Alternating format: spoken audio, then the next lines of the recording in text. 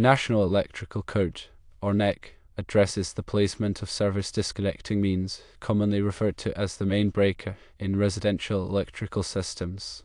Specifically, NEC Article 230.90b covers scenarios where the service disconnecting means is not readily accessible to the fire department.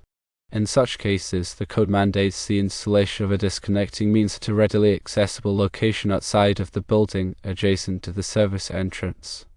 This outdoor disconnecting means is then designated as the main disconnecting means. The primary reason for this requirement is to provide firefighters with a quick and easy way to de-energize the electrical system in the event of a fire. This significantly enhances safety for both the firefighters and the building occupants. The term readily accessible is crucial here. It means that the disconnecting means must be located in a place that is easily reached without the need for tools, ladders, or other equipment. It should not be obstructed by locked gates, fences, or dense vegetation. The disconnecting means must be clearly visible and identifiable. The phrase adjacent to the service entrance means that the disconnecting means should be located as close as practically possible to where the electrical service conductors enter the building. This minimizes the length of energized conductors inside the structure during an emergency. Typically, this location is within a few feet of the meter. The NEC does not specify a precise distance like the 24 inches mentioned. Rather, it emphasizes the concept of being adjacent and readily accessible. Local utility companies and municipalities may have additional requirements that further define this distance, such as the 24-inch recommendation. It is therefore vital to consult with local authorities and the utility provider to ensure compliance with all applicable regulations. The service entrance conductors are the wires that run from the utility company's connection point to the main service disconnect. These conductors are always energized, even when the main breaker is off, so it is imperative that they are handled only by qualified professionals. The disconnecting means itself can be a circuit breaker or a fuse switch. The choice depends on factors such as the size of the electrical service, local codes, and personal preference. It must be properly rated for the voltage and current it will be carrying. The size of the main breaker is determined by the size of the electrical service. For example, a 100 amp service requires a 100 amp main breaker. A 200 amp service requires a 200 amp main breaker, and so on. The NEC provides guidelines for calculating the service load, which is the total amount of power that the electrical system is expected to draw. This calculation takes into account factors such as the size of the house, the number of appliances, and the type of heating and cooling system. It is essential to accurately calculate the service load to ensure that the main breaker is properly sized. Installing a main breaker outdoors offers several advantages. Firstly, it provides a convenient way to disconnect power to the entire house in case of an emergency, such as a fire or a flood. Secondly, it allows utility workers to safely disconnect power to the house for maintenance or repairs. Thirdly, it can help to prevent electrical shock hazards. In addition to the NEC requirements, there may be local codes or ordinances that govern the installation of electrical equipment. These codes may be more stringent than the NEC requirements, so it is important to check with the local authorities to ensure compliance. The installation of a main breaker outdoors should always be performed by a qualified electrician. Electrical work can be dangerous, and it is essential to have the knowledge and skills to perform the work safely and correctly. An electrician will be familiar with the NEC and local codes, and will be able to ensure that the installation meets all applicable requirements. Furthermore, the electrician can ensure that the main breaker is properly sized for the electrical service and that it is installed in a safe and accessible location. In summary, the NEC requires a readily accessible disconnecting means to be installed outdoors adjacent to the service entrance if the main service disconnect is not readily accessible to the fire department. This requirement is intended to improve safety by providing a quick and easy way to de-energize the electrical system in the event of a fire. Local codes and utility company requirements may further specify the location and installation of the outdoor disconnecting means. It is always best to consult with a qualified electrician and local authorities to ensure compliance with all applicable regulations. When planning for electrical work, several key factors must be considered to ensure safety and compliance. Firstly, the overall electrical load should be accurately calculated to determine the appropriate size of the service entrance conductors and the main breaker. Secondly, the location of the service entrance should be carefully selected to minimize the length of the conductors and provide easy access for maintenance and repairs. Thirdly, the grounding system must be properly installed to protect against electrical shock hazards. Fourthly, all electrical work must be performed in accordance with the NEC and local codes. Fifthly, the installation should be inspected by a qualified electrical inspector to ensure that it meets all applicable requirements. Proper grounding is essential for electrical safety. The grounding system provides a path for fault current to flow back to the source, which trips the circuit breaker or fuse and de-energizes the circuit. This prevents electrical shock hazards and reduces the risk of fire. The grounding system consists of a grounding electrode, such as a ground rod or a metal water pipe, and a grounding conductor which connects the grounding electrode to the electrical panel. The size of the grounding conductor is determined by the size of the service entrance conductors.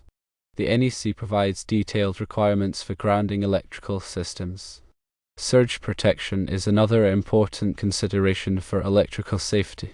Surge protectors protect electronic equipment from voltage spikes which can damage or destroy sensitive components. Voltage spikes can be caused by lightning strikes, power outages, or other electrical disturbances.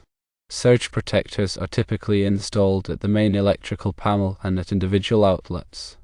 There are different types of surge protectors available, each with different levels of protection. It is important to choose a surge protector that is appropriate for the equipment being protected. Arc fault circuit interrupters, or RFIs, are a type of circuit breaker that protects against arc faults. Arc faults are dangerous electrical conditions that can cause fires. They occur when electricity jumps between two conductors, creating a high-temperature arc. RFIs are designed to detect arc faults and quickly shut off the power to the circuit, preventing a fire from starting. The NEC requires RFIs to be installed in certain areas of the home, such as bedrooms and living rooms. Ground fault circuit interrupters, or GFCIs, are another type of circuit breaker that protects against electrical shock hazards. GFCIs are designed to detect ground faults, which occur when electricity leaks to ground. They quickly shut off the power to the circuit, preventing a person from receiving an electrical shock. The NEC requires GFCIs to be installed in certain areas of the home, such as bathrooms, kitchens, and outdoor areas. The electrical panel should be properly labeled to indicate the circuits they control. This makes it easier to identify the correct circuit when troubleshooting electrical problems. Circuit directories should be updated whenever changes are made to the electrical system. The NEC provides guidelines for labeling electrical panels. Electrical wiring should be properly supported and secured. This prevents the wires from becoming damaged or creating a safety hazard. Wiring should be run in conduit or cable trays whenever possible. The NEC provides guidelines for supporting and securing electrical wiring. When working with electricity, it is essential to follow all safety precautions. Always turn off the power to the circuit before working on it. Use insulated tools and wear rubber gloves and safety glasses. Never work on electrical equipment when you are wet or standing in water. If you are not comfortable working with electricity, hire a qualified electrician. Regular electrical inspections are important to ensure that the electrical system is safe and in good working order. Inspections should be performed by a qualified electrical inspector. The inspector will check for any potential hazards and make recommendations for repairs or upgrades. Older homes may have electrical systems that are outdated or unsafe. These systems should be upgraded to meet current codes and standards. Upgrading an electrical system can improve safety and increase the capacity of the system. When planning an electrical upgrade, it is important to consult with a qualified electrician. The electrician will assess the existing system and make recommendations for upgrades that will meet the needs of the home. The cost of an electrical upgrade will vary depending on the scope of the work. However, it is important to remember that the cost of an upgrade is an investment in safety and peace of mind. Aluminum wiring was used in many homes built in the 1960s and 1970s. Aluminum wiring is more prone to corrosion and overheating than copper wiring. Homes with aluminum wiring should have it inspected by a qualified electrician. The electrician may recommend replacing the aluminum wiring with copper wiring or installing special connectors that are designed for use with aluminum wiring. Knob and tube wiring is an older type of wiring that is no longer permitted in new construction. Knob and tube wiring is often ungrounded and can be a fire hazard. Homes with knob and tube wiring should have it replaced with modern wiring. The NEC is updated every 3 years. It is important to stay up to date on the latest changes to the NEC to ensure that electrical work is performed safely and correctly. The NEC is available for purchase from the National Fire Protection Association. Many online resources are available that provide information about the NEC. These resources can be helpful for understanding the NEC requirements. When working with electricity, it is always best to err on the side of caution. If you are unsure about something, consult with a qualified electrician. Taking the time to do the job right can prevent accidents and save lives. Furthermore, consider the long-term implications of electrical modifications. Future owners may have different electrical needs or expectations. Ensure that any electrical work is well documented and easily accessible for future modifications or repairs. The placement of electrical outlets and switches should also be carefully considered. Outlets should be located in convenient locations and spaced appropriately to avoid the use of extension cords. Switches should be located near doorways and in other convenient locations. The NEC provides guidelines for the placement of electrical outlets and switches. Lighting is another important aspect of electrical design. Proper lighting can improve safety, security, and aesthetics. There are many different types of lighting available, each with different characteristics. It is important to choose lighting that is appropriate for the application. The NEC provides guidelines for lighting design. Energy efficiency is an important consideration when choosing electrical equipment and lighting. Energy-efficient equipment and lighting can save money on energy bills and reduce the environmental impact. There are many energy-efficient products available, such as LED lighting and energy-efficient appliances. Smart home technology is becoming increasingly popular. Smart home devices can be used to control lighting, temperature, security, and other aspects of the home. Smart home devices can be controlled remotely using a smartphone or tablet. Electrical work for smart home devices should be performed by a qualified electrician. Homeowners should be aware of the potential risks associated with electrical work. Electrical work can be dangerous, and it is important to take all necessary precautions. If you are not comfortable working with electricity, hire a qualified electrician. Permits are typically required for electrical work. Contact the local building department to obtain the necessary permits. Electrical inspections are typically required after electrical work is completed. The inspector will check to ensure that the work was performed in accordance with the NEC and local codes. It is important to keep records of all electrical work that is performed in the home. These records can be helpful for future maintenance and repairs. The NEC is a complex document, but it is essential for ensuring electrical safety. By following the NEC requirements, homeowners can protect themselves and their families from electrical hazards. Always consult with a qualified electrician before performing any electrical work. They can ensure the work adheres to the standards set out in the NEC. The importance of grounding cannot be overstated. A properly grounded electrical system will provide a safe path for stray electrical current, thereby mitigating the risk of electrical shock. Regularly inspect ground fault circuit interrupters and arc fault circuit interrupters. These devices can save lives. Test them monthly to make sure they are working properly. Never overload electrical circuits. Overloaded circuits can overheat and cause fires. Use extension cords sparingly and never plug one extension cord into another. Be mindful of the wattage ratings of electrical appliances and fixtures. Exceeding the wattage rating of a circuit can overload it. Keep electrical cords away from heat and water. Heat can damage electrical cords and water can create a shock hazard. Replace damaged electrical cords immediately. Damaged electrical cords can be a fire hazard or a shock hazard. Unplug appliances when they are not in use. This can save energy and reduce the risk of electrical shock. Teach children about electrical safety. Children should be taught not to play with electrical outlets or cords. Install tamper-resistant outlets in homes with young children. Consider installing a whole house surge protector. A whole house surge protector can protect your entire electrical system from power surges. Maintain a safe distance from overhead power lines. Overhead power lines can be dangerous. Never touch a downed power line. Call the utility company to report downed power line. If you suspect an electrical problem, call a qualified electrician immediately. Electrical problems should not be ignored. They can be dangerous and should be addressed promptly. Stay informed about electrical safety. There are many resources available to help you learn about electrical safety. Take the time to educate yourself and your family about electrical safety. By following these safety tips, you can help to prevent electrical accidents and protect yourself and your family from electrical hazards. The outdoor main breaker serves not only as a safety feature for firefighters, but also for homeowners themselves. It allows for a quick and easy way to disconnect all power to the house during an emergency, such as a flood or severe weather event. This can prevent further damage to the electrical system and reduce the risk of electrical shock.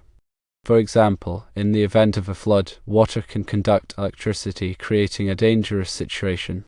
By quickly disconnecting the power at the outdoor main breaker, the homeowner can minimize the risk of electrical shock and prevent further damage to the electrical system. During severe weather events such as hurricanes or tornadoes, power lines can be downed, creating a dangerous situation. The outdoor main breaker allows the homeowner to disconnect power to the house, preventing damage from power surges or electrical fires. It is essential to understand the specific requirements and recommendations of your local utility company, as they may have additional guidelines beyond the NEC. For example, some utilities may require specific types of enclosures for outdoor main breakers to protect them from the elements. They may also have specific requirements for the height and location of the breaker to ensure accessibility for their personnel. Failure to comply with these requirements can result in the utility company refusing to connect power to the house. Therefore, always consult with your local utility company and a qualified electrician to ensure compliance with all applicable regulations. The NEC is a living document that is constantly evolving to address new technologies and safety concerns. It's important to stay informed about the latest changes to the NEC to ensure that your electrical system is safe and up to date. The National Fire Protection Association, or NFPA, offers a variety of resources to help you stay informed about the NEC, including training courses, publications, and online forums. You can also consult with a qualified electrician to discuss any questions or concerns you may have about the NEC. The outdoor main breaker is an important safety feature that can protect your home and family from electrical hazards. By understanding the NEC requirements and consulting with qualified professionals, you can ensure that your electrical system is safe, reliable, and up to date. The main purpose of installing a readily accessible disconnecting means outside is related to the speed and ease with which emergency responders, particularly firefighters, can de-energize the building's electrical system. In a fire situation, quickly cutting off the electrical supply reduces the risk of electrocution for firefighters entering the building to combat the blaze. It also prevents electrical equipment from continuing to operate and potentially contributing to the fire's intensity or spread. The location adjacent to the service entrance is specified to ensure the disconnecting means is as close as possible to the point where the electrical service enters the building. This minimizes the length of energized conductors within the structure, which is critical because even with the main breaker inside the building turned off, the service entrance conductors remain energized. This is a critical distinction to understand for safety. The service entrance conductors are those running from the utility's connection point off in a transformer to the main service disconnect. These conductors are always live unless the utility itself disconnects the service. Therefore, minimizing their length within the building reduces the potential hazard they pose during a fire. While the NEC provides the general requirement, local codes or utility regulations may impose stricter requirements, such as the 24-inch distance mentioned. This reflects the authority of local jurisdictions and utilities to tailor electrical safety requirements to their specific circumstances and conditions.